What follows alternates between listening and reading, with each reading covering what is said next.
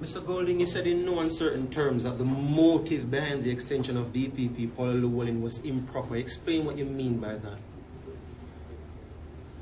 What I would say to that is that to apply that legislation to an incumbent who was facing imminent retirement indicated that the motivation for doing it and the way in which it was rushed through was primarily about trying to maintain that individual in the office.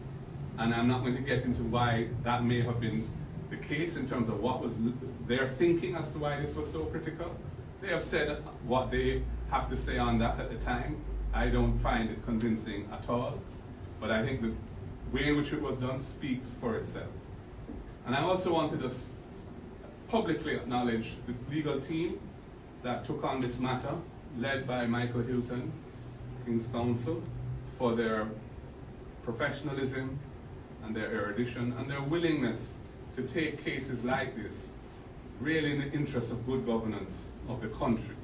This is not and should not be reviewed as or looked on as a victory for a political cause or a political party. This is a victory for people of Jamaica and the good governance of the country and the upholding of our Constitution, which is the seminal document that ensures that the rights of our people are protected.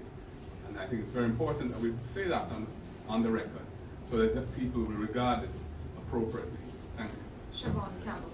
Mr. Golding, according to Mr. Paulwell, this was not about the holder of the office, but both you and your predecessor have raised concerns about the holder of the office. Had it been someone else in the position, would you have pursued the same course? Yes, we would have, because the issue was not primarily about who the incumbent was, but was the way in which it was done and how it was essentially bypassing an established constitutional procedure, which was very clear and had good reasons behind it, in a way which the Constitution never contemplated. Yes, it is true that my predecessor, when the original extension request for an extension of the DPP's term of office came up, had said that we didn't support it, and the reasons were put in writing, and so on. But I don't want this to be about that individual.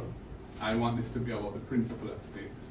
It's clear the government does not intend to back down and intends to push this further into an appeal. It could go as far as the Privy Council. Is the PNP ready to continue this?